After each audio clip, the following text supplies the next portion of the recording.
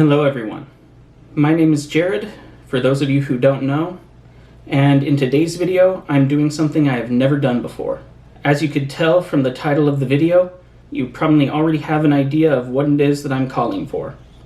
The moment this video is uploaded, I will begin a hunger strike against US companies and individuals that continue to operate in China or do business with China. The ethical imperative to not just condemn, but to take action against China's human rights abuses should be something people on the political left, right, and center can all get behind. The people of the free world can no longer stand idly by as the Chinese Communist Party seeks to undermine our freedoms at home, take away the freedoms of the great people of Hong Kong, and commit acts of genocide against its own citizens, the Uyghurs of Xinjiang province. We must unite and stand as one voice against the monstrous actions of the CCP. So, why is this topic of singular importance to me? It's because China has been at the forefront of my thoughts for most of my life. I spent the academic year leading up to the 2008 Beijing Olympics studying abroad for my junior year of high school in Beijing. I returned to study there again in 2011 and 2012 at Peking University for a year at the foreign language school as part of my degree in international studies. I had come to love the country, its people, the language, history, and culture. During those years, I witnessed the country's rapid development with my own eyes, and watched it grow with cautious optimism. Today, under Xi Jinping's leadership, that optimism is dead. I see a country that is going down a dark path not seen since before I was born, since before even Tiananmen Square, and the beginnings of China's reform and opening. We are witnessing a return to the era of Mao. I spent 2019 teaching English at a university in Wuhan and returned from there in early January as rumors about an unknown pneumonia-like virus began to spread. Hoping to start a YouTube channel to spread my love of all things related to China, I used Wuhan as a home base from which I ventured out to over 17 different cities under the span of 2 months during the summer vacation. Maybe you've heard of some of these cities: Shanghai, Nanjing, Xi'an, Chengdu, Chongqing, Changsha, and Kunming, to name a few. What I saw in my travels and during my time in Wuhan only served to solidify my perspective on the current state of China under Xi. There's no denying that China has made great strides technologically like the rest of the world. Chinese people use their cell phones for everything. Credit cards are virtually unheard of these days as smartphones are used for almost all payments. High-speed rails reach into even the most remote provinces. Bicycles have given way to electric or motorized scooters, and nearly every major city has a subway system currently undergoing expansion to provide public transportation for the ever-increasing population density. Skyscrapers continue to shoot up over every horizon, even in the middle of seemingly nowhere, and many companies struggle to find buyers to meet that ever-increasing supply. Quality of living across China is improving as a whole, as the government finally begins to remove its suffocating hand from the throat of market forces. But we can never forget that this very same grasping hand of government forced poverty and starvation upon its citizens in the decades preceding it. At last, the entrepreneurial and artistic spirit of the Chinese people had been freed from its cage. Signs of traditional Chinese culture, eradicated during the Cultural Revolution, had started to make a comeback. Young adults casually began to adopt traditional clothing like hanfu, began consuming newly established media fusing Chinese myths and fiction with Western tropes. Religions such as Christianity were practiced at increasing numbers, albeit with scrutiny from the government. Markets were warily opening up to international corporations, and globalism was able to spread its influence throughout the nation. But rather than embrace this change, Xi fears it and condemns it. He seeks to undo the progress that he believes threatens his party's hold on power. The criticism I am levying against the CCP and Xi's leadership may very well prevent me from ever being able to return to China, and I will dearly miss the country and the friends I have made in it. But I feel a moral obligation to speak out against Xi's evil regime. I apologize to my friends in China because of the scrutiny they will likely have to face for having ever been in contact with me. Out of concerns for their safety, I have severed all forms of contact with nearly all my previous contacts in China so as to prevent their guilt by association. This scenario is precisely why so few people speak out against the Chinese Communist Party. I hope that one day, sooner rather than later, I will be able to return to China, a China no longer controlled by a malevolent government such as Xi's. I hope I will be able to meet and see them again in happier circumstances. Despite the outward appearance of progress and prosperity, Xi Jinping's leadership has been a disaster for the people of China. He has re-established a Maoite cult around himself, fashioning himself after the detestable tyrant. Textbooks on Xi's philosophy, nothing more than lazy rebranded Mao's socialism, are required reading in university classrooms. Several students took it upon themselves bravely to express their disdain and boredom toward the material to me. I wanted to emphatically agree with them, to reassure them that they were not the only ones who felt that way. But I could never be sure I wasn't being set up and spied on by the government. And so I refrained from commenting. Such is the life inside a totalitarian nation. Christianity has become increasingly persecuted, and images of Xi have begun to replace religious iconography. The last ancient home of Judaism's history in China's Kaifeng city have all but been eradicated. The Kaifeng Jewish Center, representing the last remnant of the Chinese Jewish community, was desecrated and destroyed as part of Xi's crackdown on all religious believers. The censorship has become increasingly worse in all facets of life in China. As a small example, in class, my students were always excited to see Taylor Swift music videos and watch NBA games, but when demonstrations in Hong Kong started last year, they could no longer see them, because one manager of an NBA team opposed their oppression of Hong Kong in a tweet. I also distinctly remember watching a CNN show in a hotel room while traveling around China when they started a segment about Hong Kong. The screen suddenly went black, and after a few minutes, CNN was back on talking about the next segment. When I lived there in Wuhan, I had to always make sure to censor my opinions to avoid getting deported out of the blue for expressing the wrong thoughts. Most worryingly, police came to my apartment unannounced in the middle of the night numerous times to ask me about my plans, what I would be doing on the weekend, or where I was planning to travel. They even contacted my business to contact me about it a couple of times.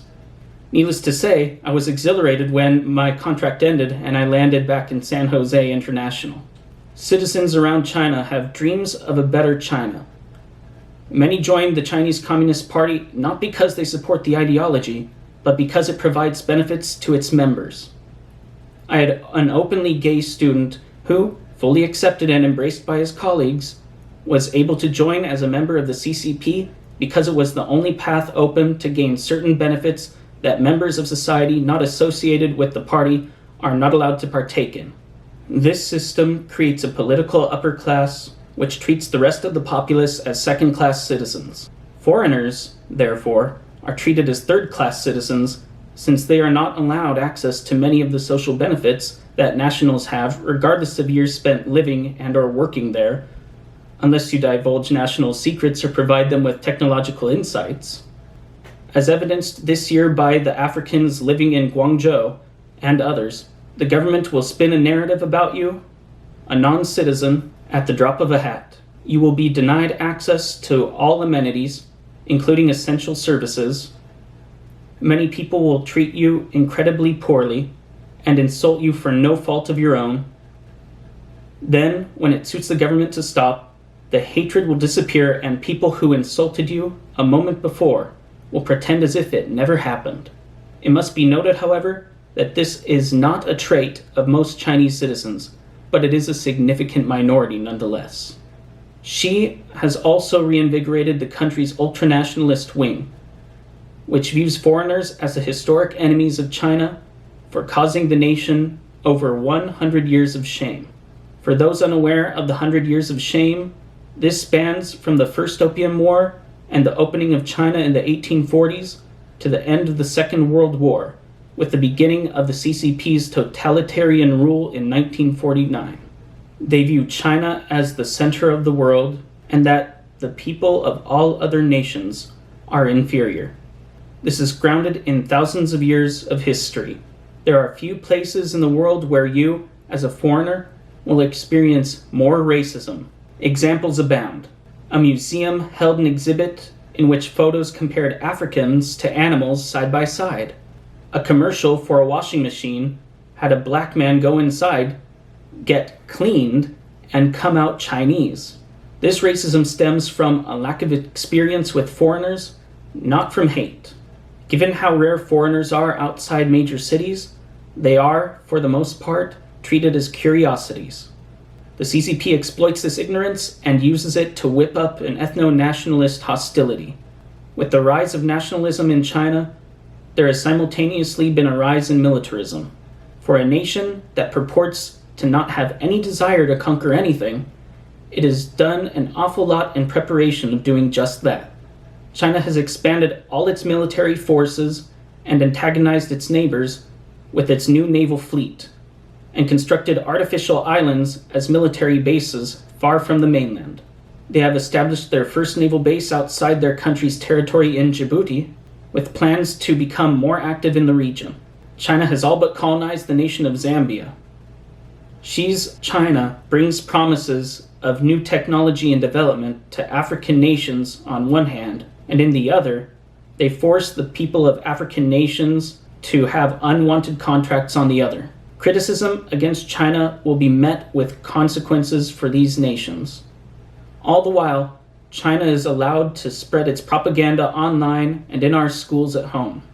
Confucian institutes that are backed by the CCP are infecting universities, and it is through these institutes that they are monitoring their own citizens, particularly their students, abroad, to make sure they toe the party line. Many internet platforms have been so influenced by China's propaganda that they now censor criticism toward the Communist Party on their behalf. As an example, for a time on YouTube, you could not type in the term 50-cent army, or Wumao, in Chinese on the site's live chats. This may still be the case. I do not know if it has been changed, but it may have been. The 50-cent army being the reference to the people employed by the CCP to censor criticism of China online. One can find many examples of our institutions engaging in censorship on behalf of the Chinese regime. This undoubtedly occurs all over the world, and I implore you to seek it out wherever you can and make it known. I have by no means made an exhaustive list of the wrongs committed by the CCP and Xi Jinping. In fact, I've only scratched the surface. As I speak these words, the Uyghurs of China's Xinjiang province are being herded into concentration camps. But can we be surprised? This is a regime which, for the past decade or more, has harvested the organs of Falun Gong members, persecuted the Tibetans, Mongolians, and many other groups, be they racial, ethnic, religious, or otherwise. But the Han Chinese are hardly spared from the authoritarianism of the Chinese Communist Party. People are arrested regularly for the most fleeting of charges. The conviction rate is higher than 99%, and those held in detention are often tortured and made to do forced confessions of their wrongs. But the regime isn't content to merely abuse its own citizens. The new national security law passed by the CCP claims that if anyone, even a foreigner, even you, say something that is contrary to their agenda, then you too are breaking the law and will be punished if they get their hands on you. We cannot stand for this injustice any longer. I once thought that the evils of the CCP would go away as China opened up more to the West and globalization continued to make inroads into Chinese society. Now, with China under Xi Jinping's leadership, I have come to understand that as long as Xi remains in charge and the Communist Party sticks to its ideological framework, that this will never be the case. The country will not be able to change for the better. It has increasingly become a threat to the world, maintaining its ideology that is fundamentally opposed to America's and the free world's higher values. I pray that our conflict does not escalate into outright war. I do not want a war. I have many people I care about in China, and I would never wish anything bad to fall upon them. However, allowing Xi's China to continue down its dark path cannot be an option, and we must apply whatever pressures we can upon the CCP to change it. So now we arrive at where I call for action. I will make my stand and hope others join me or support me in my decision. I'm calling for a hunger strike against U.S. corporations and individuals that continue to do business in China, or at the very least, that do not denounce what the Chinese government is doing to the peoples of Hong Kong and the treatment of Uyghurs in concentration camps. I have no confidence in our government's ability to make hard choices that are necessary for our nation's and the world's sake. Despite being better situated to observe the situation and to speak out, they have allowed for Xi's China to develop into the threat it has become today. Our relationship with China has necessarily become worse, and it is shameful how little we as a nation have stood up for Hong Kong and the Uyghurs thus far. The takeover of Hong Kong and the genocide of the Uyghurs are among the worst international incidents of my lifetime.